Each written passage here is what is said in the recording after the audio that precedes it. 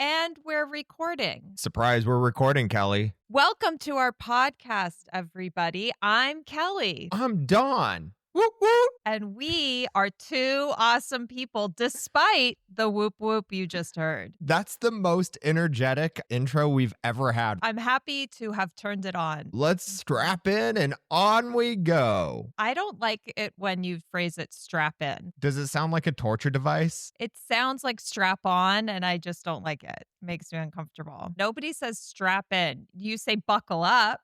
Buckle up? Say buckle up. So, buckle up. Here we go. Whatever you do, don't strap it on. Yeah.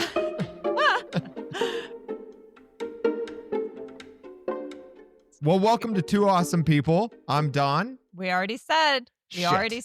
Sorry. Today on Two Awesome People, we have a great episode for you. This is football season. Football season.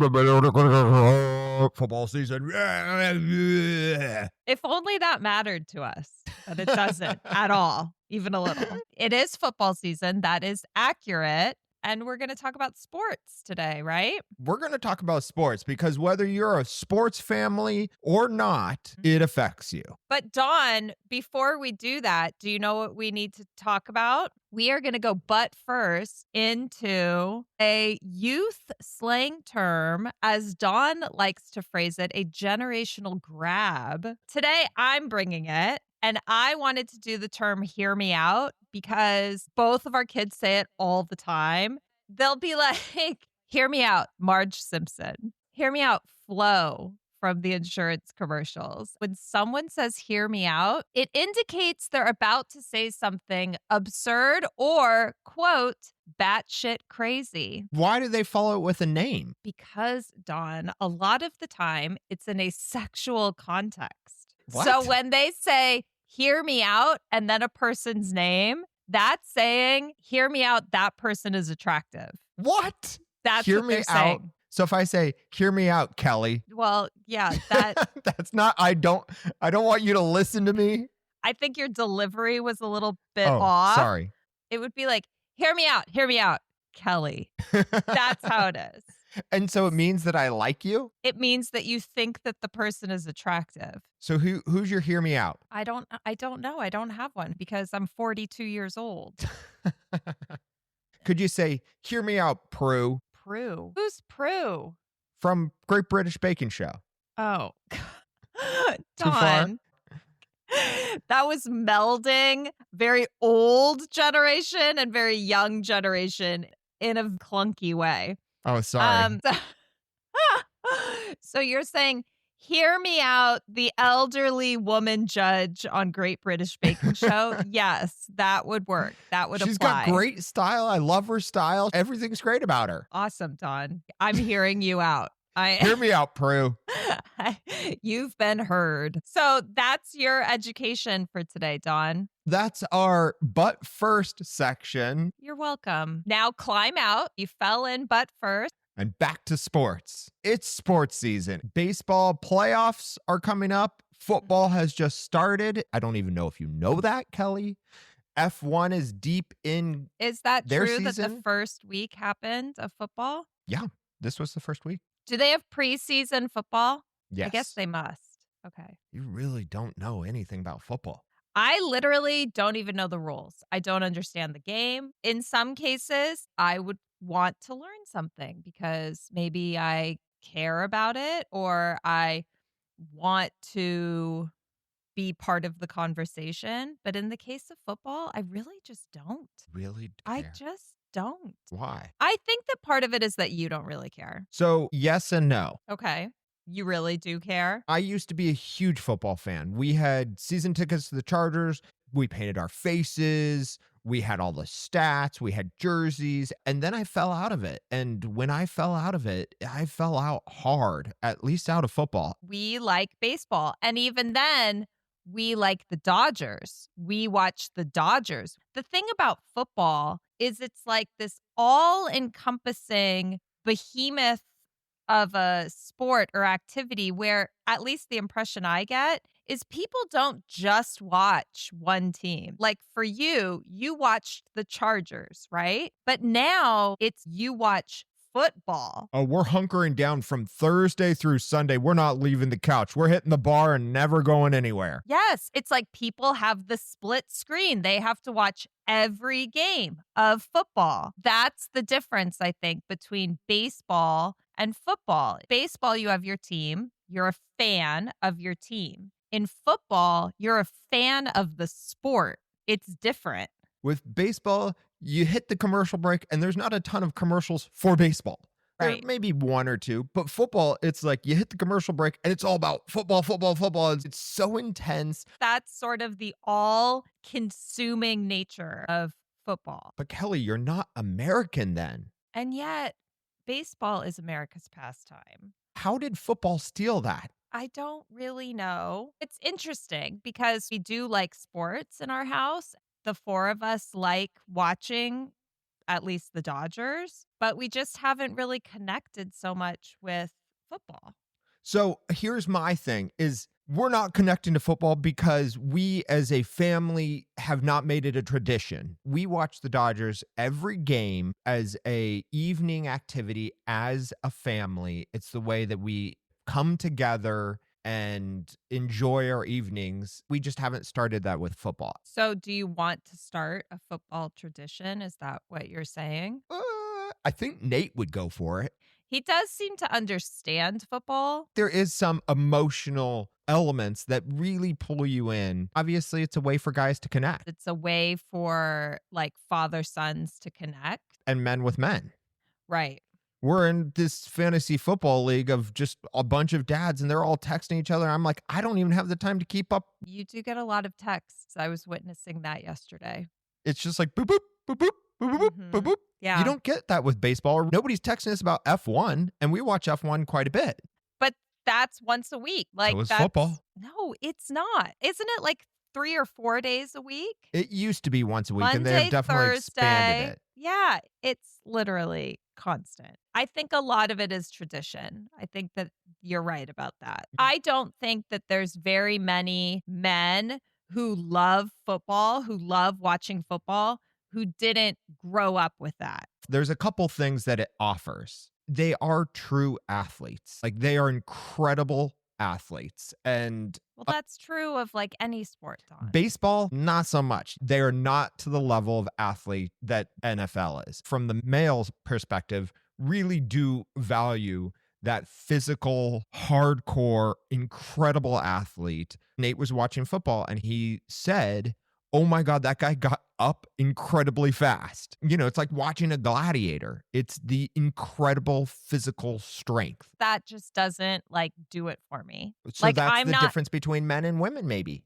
Yeah, like I'm not as impressed. Like to me, it's sort of barbaric and gross. I'm trying to get to the female perspective because I just explained the male perspective of Oh, why I well, think the they like female this. perspective is, I think, in line with what you're saying. I think that a lot of women attach to football probably because they have to.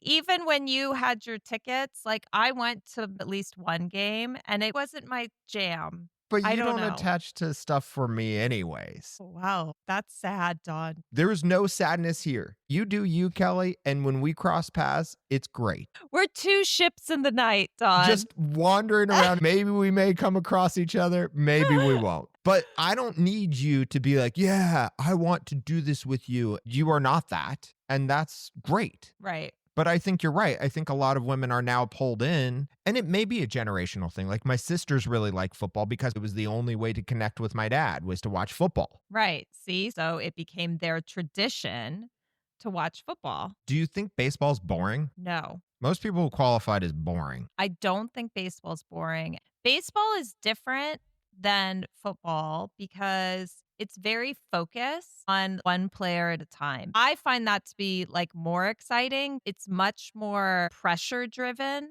and it requires a lot more mentally from the players. Football is definitely more team. You got to have the quarterback throw to the receiver. You got to have the running back with the blockers. It's a true team sport, which is maybe why it's so popular. Right.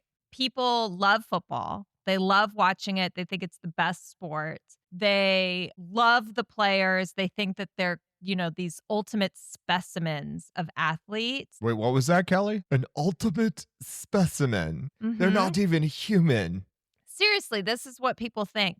But then when you say, "Oh, do you want your son to play football?" They'll be like, "Hell no." They want nothing to do with that. And so that's sort of an interesting contradiction. It's like they like to watch it from afar, but they do not want it in their homes in that way. If the attitude is that it's really dangerous, it's weird to worship it or be a fan of it. You're basically watching these people put themselves in harm's way or risk their well-being for your entertainment. Isn't that why we watch F1? For the crash? Nobody sits there and is like, oh, they've gone around. I like when they say they've gone into each other. So you watch for the European aspect. I really just watch it to be European. Box. Yeah. I like the sophisticated competitiveness of F1. They're buttoned up, but they want to murder each other. They totally are. They're very stiff, but they're ruthless. That's what makes sports inherently interesting, is that it is dangerous. So that would be why people find baseball boring then, because the danger factor is a lot smaller. And that's why maybe I like baseball more, because I see it as more of an accessible. You can participate. Well, yeah, that's the accessible. Like it's I was defining accessible. Oh, good job, Dawn. Thank you. You're like a thesaurus. Yes, it's something we can all do. Anyways, Dawn, what else would you like to talk about with sports? It's a platform for people of all backgrounds to come together, and it fosters a place of belonging. It promotes positive social interaction. It's the water cooler. It can be culturally significant. It also instills a lot of character development in terms of working hard, taking responsibility, grit, coping with challenges. We've mostly spoken as spectators. So maybe the second half of this episode, we talk about participation. Yeah. I mean, playing sports is great. I don't really play sports anymore. I know it's shocking. As an adult, as a middle-aged woman, I don't play sports anymore. I know. Try to believe it. You know what's huge for middle-aged women? What is huge? Pickleball. Oh, yeah. I thought you were going to say water aerobics. Water. You know what's huge, Kelly? Water aerobics. I thought that's where you were going, but no, you went like for real with pickleball. Yeah, I don't want to play pickleball. Why? Mostly because it's called pickleball. It's like a silly name. Pickleball borrows the net height and strategy of tennis with the smaller court size of badminton and the handheld paddle from more like ping pong. It's a Frankenstein paddle sport is what it is. That's what they should call it. Frankenstein ball? Frankenball. I might play it if it was called that. But no, they went with pickle, which doesn't even make sense. Do they call the paddle a pickle? Like, do they where call does the ball a pickle? Come? But then it would be called ball, Don. It's pickleball. So I'm saying, where does the pickle come from? Maybe it was invented by Mrs. Pickle. Why pickle and pickleball? Let me explain the pickle and pickleball. This is like a butt first in the middle of the episode. So this should be called butt middle. Middle butt? This is our middle butt. All right, middle butt, pickleball, go. Pickleball gets its name from rowing. The pickle boat is a reference to the crew made up of the leftovers. And so it mirrors pickleball, which is a combination of all these existing sports like tennis, badminton, ping pong. Right. So it's the leftovers.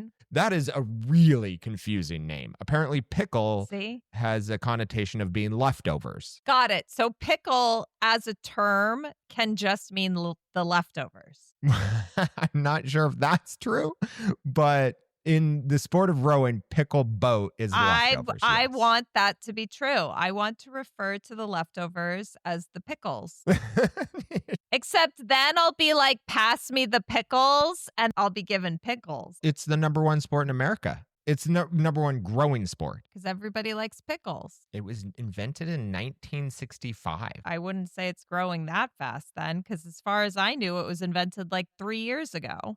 There's actually 2 stories because it's also named after the family dog who came up with the sport. It's like Mrs. Pickle came up with the sport. That's a more believable story. Those are the 2 theories. Okay, so playing sports, Don. In terms of playing sports, it is nostalgic in your middle age, and it is something that you then dump onto your kids usually. When you say dump on, do you mean that you like instill, like you force it on them? Instill is a nice way to put it. I'd say most dads are forcing. I think that there's also just a lack of creativity sometimes with what sport your kid will play, because it's like you go with what you know. That's why it was so funny when Nate played water polo, because I didn't know anything about water polo. They play water polo in the pool? I did not know that the refs whistle tone, like the way they blow their whistle or the amount of times they blow their whistle, means something. Did you know that? They might as well be mute. They communicate only with their whistles. Most refs in all of sports, it's all hand motions. It was funny to go to those games and to like cheer and stuff, because I had very little idea what was going on. Yeah, it was kind of awesome because of that, really. The average child quits organized sports by age 11.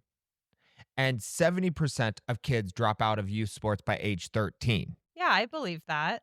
That's very high. I would like to think that even if you stop playing the sport, you maintain the lifestyle associated with playing that sport. You take better care of yourself physically. I think you just named why all of this matters, actually.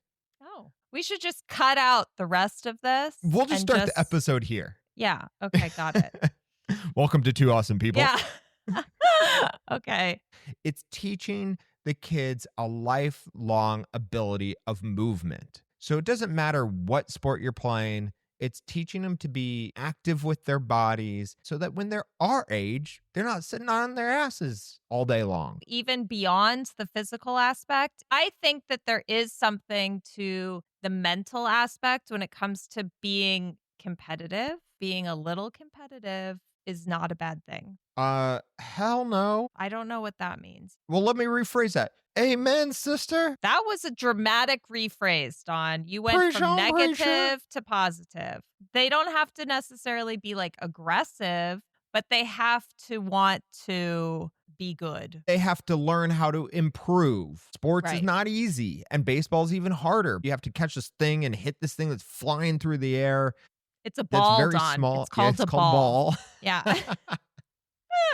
It is challenging, and you have to learn how to improve. You how to become a leader. You how to work in a group. It's like neither of our kids are becoming professional athletes at all. Right. But I think that it has imparted leadership skills. What did it impart on you? I was very competitive and aggressive on the basketball court. Yes. I could see you being just a mean basketball player.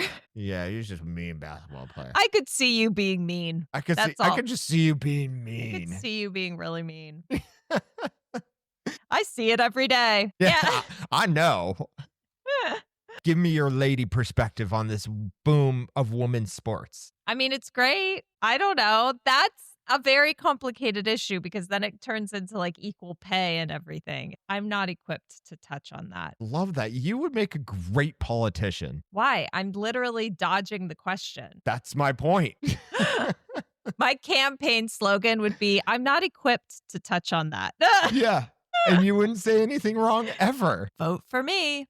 I think that it's great. It gives little girls hope and a hero to look to that looks like them. Will you be at the Women's March this weekend?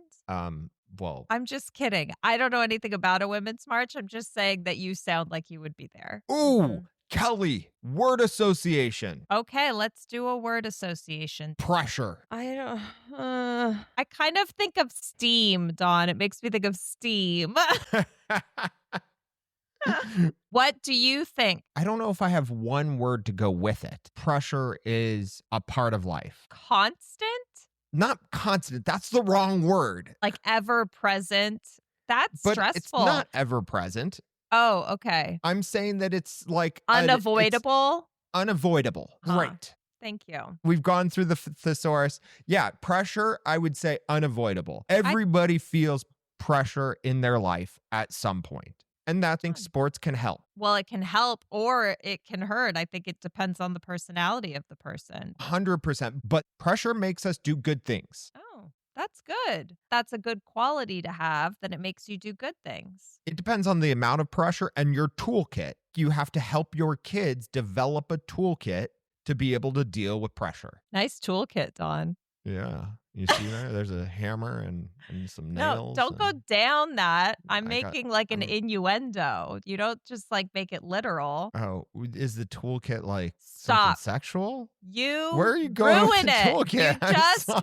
ruin it. I didn't get it. Yes, I get it. God. God. I'll write Sorry it you down. have to sit here and talk to me for an hour. I think that overall, being a sports fan family can be great. Anything that is shared in a family is good because it gives them a common interest and something to sit down and enjoy together. If it's something that isolates one of the family members, like if just dad is into watching football and you can't even reach him, like I think that's kind of a bummer. Kelly, you're spot on. When one family member is being torn out for an entire day, that's a little much for me. You want to share your interests with your family. Do you want to tell me about something that you've loved, Dawn, or Well- that you want to love? Would you like to love football? Maybe we should just share a want to love and have it be football because we are Americans and we have no choice. Going to be a part of our lives. If we want to be able to talk to people, we need to at least have a decent appreciation for football. I'm good with not talking to people. And I want to love the Dodgers getting their shit together and winning some baseball Ooh, games in a row. Yikes. Because it hurts my heart what is happening.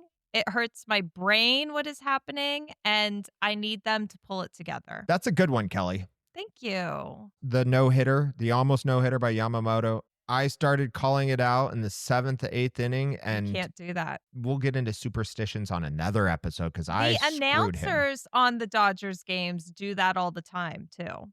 Well, If there's 2 innings left and they're in the lead, they'll be like, "Oh, it's great that they've gotten their act together and they're going to win today." And then they don't win, and then they don't know what to say. yeah, they So screwed keep it. it to yourself.